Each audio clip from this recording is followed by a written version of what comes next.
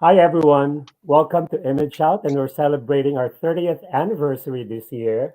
And we're happy to welcome Todd Flaherty, who is from Chrissy and Judy, which we screened over the weekend, but you can still catch the film virtually on our virtual cinema.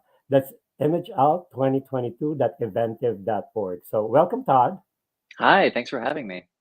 No, it's so nice to have you, and we couldn't have a lot of guest in person. So uh, this is as good as it gets. This is perfect. No, yeah, this is great. Yeah. More So flexible. let me just say that when we showed the film over the weekend, um, people loved it. Mm, But most importantly, people were impressed by you, such a talent. thank you. Um, so everyone was wondering, how come we have not heard of this Todd Flaherty before? So what have you been doing? Well, that's kind of why I wrote and directed and starred in the film. I lived in New York City for 15 years and I worked in the theater community there, like the indie and off-Broadway theater community, and I loved that world. But I just really wasn't booking a lot of stuff. Most of the things that I was going in for were to understudy British actors or straight actors who were playing gay people. And I decided to take a little step back from theater and try my hand at writing. I had been working on a couple writing projects, and I don't know. I think that old saying is true: "Fortune favors the bold." And I had this script. I really wanted to figure out how to produce it, and it was a long road to get to where we are today, but yeah, I wanted to make this feature about these two friends, and with scotch tape and love and a whole lot of help from friends, we figured out how to do it. Yeah, so yeah, this is your debut feature film, correct? Yes, it is. Is this is this really was this really the plan? This is the movie that you wanted to be your first film? Yes, it is. In my late 20s, did a web series, and it was sort of unfinished, but we put it out online and we weren't able to finish it. And I'm happy with that. And that was a great, like, first project to work on. We were set to make this film in 2020, and, that fell through, as most things did that year. Um, and we had two investors who wanted us to keep the money that they had given us, and they said, go make something. I was living in Philadelphia at the time, and moved to Provincetown, Massachusetts, where I still live today. And yeah, these two investors were great. They said, please go make art. So we had an entirely different creative team for Chrissy Judy, and uh, my brother is a cinematographer. He's brilliant. And initially, he wasn't set to work on the project. And we made this little short film together that summer with our investors' money. And when we put it out into the world that fall, in the fall of 2020, he came back to me and he was like, we have to make Chrissy Judy. Like, you and I can do it. We'll scrape together and figure out how to do it on a shoestring budget. And we did. So we shot it in 16 days for 20,000 bucks, which is like absolutely nothing, even for Wow, a short film. So yes, that's it was a that's labor of almost love. impossible. It But it go yeah. Yeah, but going back to Chrissy and Judy, what was it seems to me it comes across as very personal in a Mm, way. And I love that it's about queer friendship as queer friendship that is not about kids that are coming out or depending on each yes. other and all that. So this is about queer friendship uh, for adults. Um, Yeah. well, and as a programmer, you don't see that very often, to be honest. Um, what was the inspiration for this project? Can you just talk about the journey of you Yeah. writing? Yeah, absolutely. Well, I completely agree with you. I love queer cinema, and I think most of the things that we see are either coming out stories, or they're, unrequited or forbidden love stories, or they're, like, as gay men, are pandemic AIDS stories. And I had never really seen anything about friendship, and I know that I had very important formative relationships that were non-sexual that shaped me into who I am today. And they're very complicated relationships because they're not romantic. And inevitably, this thing happens where we live in this heteronormative world and we find a romantic partner and we think that that's the relationship that we need to spend more time and energy on. And it's a natural thing. Um, and I had been the Chrissy in relationships and I had been the Judy in relationships. And I just wanted to explore, um, I hesitate to say that the film is autobiographical, but I started writing the film when I moved to Philadelphia after being in New York for many years. And I think it was just a way for me to explore these, formative relationships that I had had. And also as an artist to say, you know, how can I continue to live my identity as a queer artist while still pursuing a heteronormative romantic partnership? And that's kind of where it all started from and developed into what was on the screen. Well, it might not be autobiographical, but I'm sure there's a lot of Yeah, they personal say elements that made yes. the made the Yeah, script, right? absolutely. Yeah, they say write what you know, and that's definitely that was this. Yeah. So the element of drag, which I also love, Thank you. um, especially that your drag in the film isn't really the drag that we see now. Hmm. The RuPaul girls. Yes. You are. It's like I I almost fell off my chair when you mentioned Jim Bailey because Mm. yeah, my ex partner from the '90s introduced me to Jim Bailey, and he's an older gentleman, so he's seen Jim in concerts, and he has the albums and all that stuff. So Uh, um, was was that a conscious? Was it really what you wanted to do? Highlight drag in your story? Yeah. So, like I said, I wanted to focus on what it means to be a queer artist, and I didn't want to write about a writer or an actor or a painter or something like that because I feel like we've seen that before, and I've never seen a portrait of drag that is stripped away and kind of gets at the heart of what when what makes someone feel their most authentic self when they're under all of this makeup and jewels and hair. And I think there's something so uniquely queer about drag. And yeah, I love the idea that this person, while not fitting in so many places in his own world, Judy, also doesn't really fit into the drag scene in New York either because he wants to be a torch song singer and wants to, kind of revitalize this bygone era. Um, and and yeah, I love drag. I love drag artists, and I think living in Provincetown, I've seen so many other brilliant performers outside of the vein of the RuPaul girls, who are all fabulous. Yes. Um, but uh, but yeah, it's not something that we get to see as often, and I wanted to like highlight that a little bit. So now, having not a big budget and a limited time to do it, how, why did you decide to travel to New York and then Philadelphia and then P Town? I mean, Uh-huh. and I imagine you went to P Town on an off season, so it won't be too expensive. I don't know. So we shot over 10 days in New York. And we started in Fire Island, we went to New York, and then we went to Philadelphia, New Jersey, and we came back to New York at the end of that 10 days.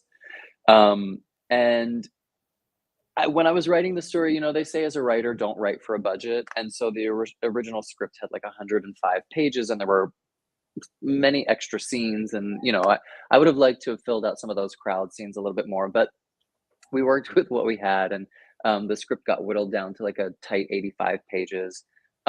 And P Town was just like a non-negotiable for me. We had to round out the film there. Because I live here now, I was very fortunate that we just had so many wonderful people step up to the plate and offer their time for free, offer places us to shoot in. So really, that's where a bulk of the budget was saved. But we were here in August, so it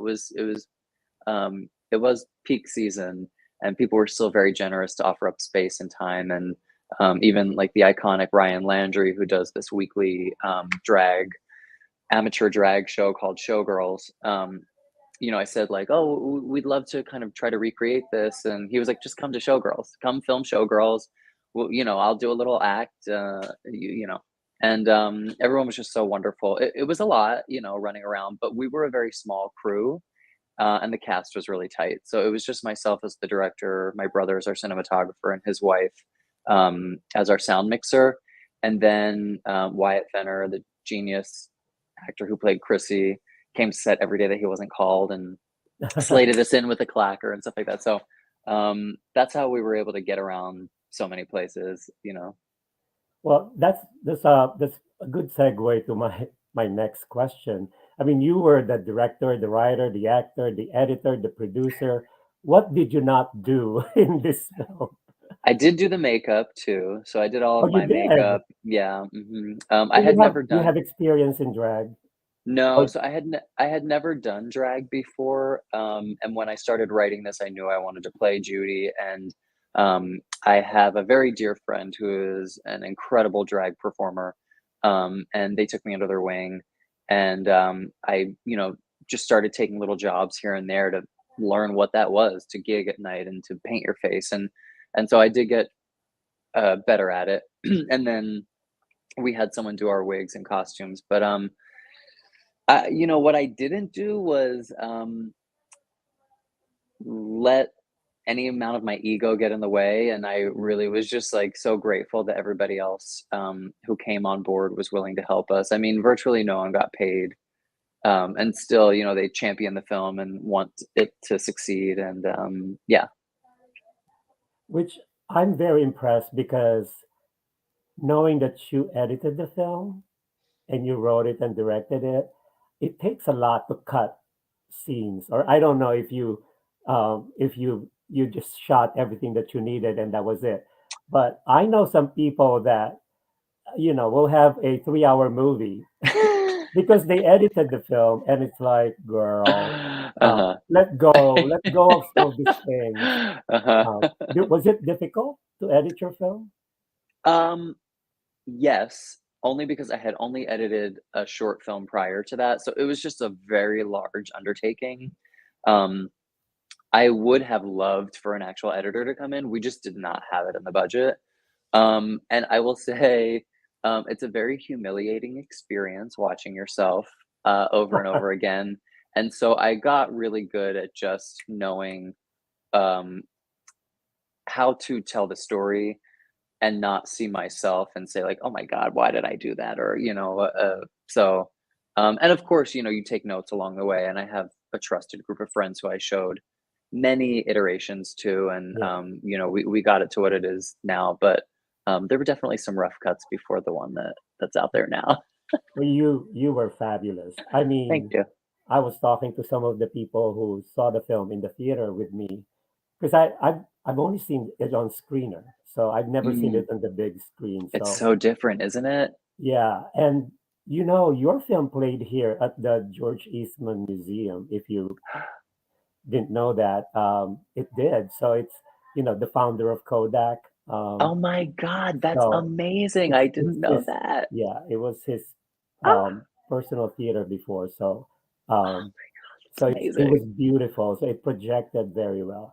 And Oh, speaking thank of you. beauty of the film, um, why did you decide to shoot it in black and white? I knew once I started writing it that I wanted it to be in black and white. Um, I think, 2 main reasons. I just think there's something so romantic about black and white films, and I love the idea of juxtaposing this very non-romantic story of 2 friends and infusing it with that. And then the other main thing that I wanted to do, is to make this film feel as timeless as possible. So, um, my hope is that someone can watch this 20 years from now and not really know when it's filmed. And Wyatt Fenner, when we screened in Los Angeles, he was out one day after we screened, and these two gentlemen stopped him on the street and said that they saw the film, and they said, you know, they were like, we were your age in the 60s. And it took me back there immediately. Even though we have the device of cell phones and there's some technology involved, I didn't really put any pop culture references in the film. There's a lot that I tried to strip away so that it could feel timeless for as long as possible. And I hope it does, because this story of friendship is one that's timeless, especially for us in the queer community. And your choice to be a torch song singer Hmm. and fits then because of what you just talked about, because it's Yeah. timeless and the music is timeless. Was there I thought I read somewhere that you were inspired maybe by Woody Allen because of what how you did the film, and I don't know if there's any truth to Yeah. that. Yeah. I a lot of people have been making comparisons to Manhattan and the way that was shot. And yes, I love that film. It's complicated talking about Woody Allen right now. Yes. But I do love that film. I love the way it's shot, and that and a few others. Uh, Francis Ha, and there was a Duplass brothers film from a couple years ago, that was shot in black and white. So my brother and I sat down and watched those films, and we really were like, okay, this is how we want to capture our film. Um, but yes, and I love the way the classic Woody Allen film characters were written, and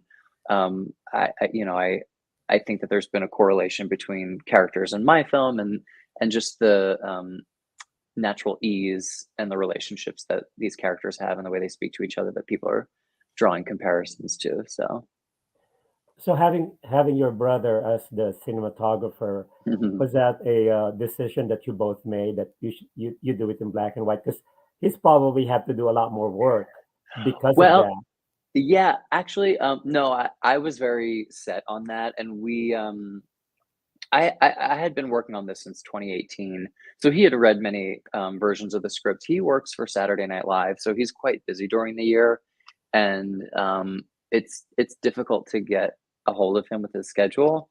Um, but he knew right away and jumped in, and it actually wasn't as difficult because we didn't have a lighting kit, so we just used natural light for everything, except in the case when we were shooting in theaters and they had a spotlight or something like that. Yeah. Um, a lot of the richness of the film um, was just captured naturally. I mean, I think like the contrast of dark and light is so apparent especially in New York. But yeah, we were nervous about how to make that work in Provincetown because it's so lush and the sky is so beautiful and there's like so many great green colors here. And I was nervous that we would lose the essence of Provincetown, but I think even then it's still really the black and white captured something that's just really still so beautiful. I'm just curious because you're shooting in black and white. Were you concerned about the colors of the set or the colors of the costumes, or No, were you thinking black and white? So this actually would look better in black and white as opposed yes. to Yeah, it that actually looking good. did. We didn't have a costume designer, so it made it easier to say, okay, it doesn't matter that you're wearing a green shirt and red pants because on screen it looks monochromatic or whatever. So we were able to get away with a few more things, which did help with our budget. Um, and yes, Judy wore some outfits that might have been the final, not the final outfit, but the second to final outfit when she sings. The Diana Ross song "Remember Me." We looked at that in color and we were like, "Woo, this wig and that dress do not look good together." But in black and white, it was a bright emerald green dress, and the hair Yeah, was like fiery red, and it looked very holiday, I'll say. So, it's very beautiful. So thanks. um, the ending is a little ambiguous, Hmm. um, and I love that it's not your traditional happy ending per se, Hmm. but there's a lot of hope, and in a Hmm. way, there's some closures. Um, but Is that it for Chrissy and Judy, or are you planning a sequel, It's so or funny. what? Everyone, so many people have asked this. I never thought about it. People bring up Richard Linklater too, and I love his films after Forever and that trilogy. So we're joking. I said, yeah, sure. Maybe in another 10 years we'll see these two come back together and see where they are. I don't know. I purposefully made the film ambiguous because um, I want people to draw their own conclusions. And I also want people to be able to sit with that feeling of not when a friendship dissolves, what is the most complicated is in a romance, you separate. In a romance, you share your life and you separate. But with a friendship, when it ends, there's always that unresolved feeling that there could be a slight crack in the door to like keep things going in the future. And I hope that's there for Chrissy and Judy. And who knows? Maybe I will revisit in a couple of years. I think a lot of people would want that. Oh, cool. Um, so I was just reviewing my notes here to make sure that I got everything. Um, so, I was also wondering that your role in the film is super hyphenated. Is that because of just the budget, or are you one of these micromanager? No, I know. It's so funny. Most people who know me will tell you everybody has an ego, but mine is about this big. We had an excellent producer involved in 2019 when we were trying to get the ball rolling for a 2020 shoot, and I was devastated. We just could not afford to bring her on. And similarly with the editing, it just, I would have loved a second pair of eyes to cut this film, and they probably would have done it in a fraction of the time that I did it in. Um, so, I hope on the next film that I won't have to worry about those things. I think that was the most challenging part, was showing up to set every day after barely sleeping the night before, making sure production wise all these things were lined up, and reaching out to people and this and that. And then I do like writing. I will continue to do that. I love directing. I will continue to do that. And because I was working with such an amazing group of people, it was effortless to step into frame and step out of frame. And so if I can create that support system again, I plan on doing that again. Yeah, it's probably tiring to be doing all those roles in the film. Uh, Um, so, like I said earlier, everyone was wondering how come we have not heard of this Todd Flaherty before. So now that Chrissy and Jude is out and it's doing very well in the festival circuit, and Mhm. it's winning awards and winning a lot of citations, and I know a lot of programmer friends are planning on showing it, because it's almost like you just started, like you just started in the summer. We Um, did, yeah. so hopefully there's still a few more months of festival life in you and doing Yes. all the European circuit as well. Um, what should we expect from Todd Flaherty in the future, especially all these new fans that you have now? Yeah. Well, I'm very lucky. I'm actually, excuse me, right now in production just as an actor on a new film that I'm very excited about. I can't talk about it yet because there hasn't been a press release, but I'm working with an Oscar winner and a Tony winner and a Wow. Indie Spirit Award winner, and the cast is just unbelievable. The script is so great, and I have been waking up every day thinking like, is this happening? Um, and I am writing my next feature. I would love to be in production for that in the next year, but uh, as any filmmaker will tell you, you can only you can only set your expectations so high with when you start production on these things. So, but that's the plan for me, and hopefully the ball will keep rolling, and there will be more opportunities to work and Now, did you get the gig that you're currently doing before this film started? So they haven't seen mm, this film yet. no, they had seen the film, and that was Okay. kind of how the ball started rolling. It's a Mhm. long story. I was supposed to shadow the director, um, and so I have the team of people reached out to him for me, and he agreed to let me shadow. And when we met up, he saw the film, loved it, and was like, I might have a part in this movie for you. So it just kind of snowballed that way. So it was fate, I guess. I don't know. Yeah. Well, I hope there will be more instances of that. You know, Thanks. people seeing your film and you getting work and gigs from because they've seen how wonderful this film is and how Thank you. wonderful you did. I mean, even little nuances on your face, I'm like, oh my God, he's so good. I'm like, oh, if it weren't for COVID, I would have met him already. I know. I'm kind of devastated that I wasn't able to come up this weekend. Yeah. Anyway, well, thanks for spending some time with Image Out Thank you so on our much. 30th anniversary. And Congratulations. we wish you luck. And hopefully, when you get to do this next movie, I hope it's, LGBTQ themed. It And is. Mhm. we'll get to bring you back here in Rochester. Yes, I would love that. That'd be great. Thank you so much Okay. for having me. We'll see you soon. Okay, perfect. Thank you, Michael. Bye. Bye.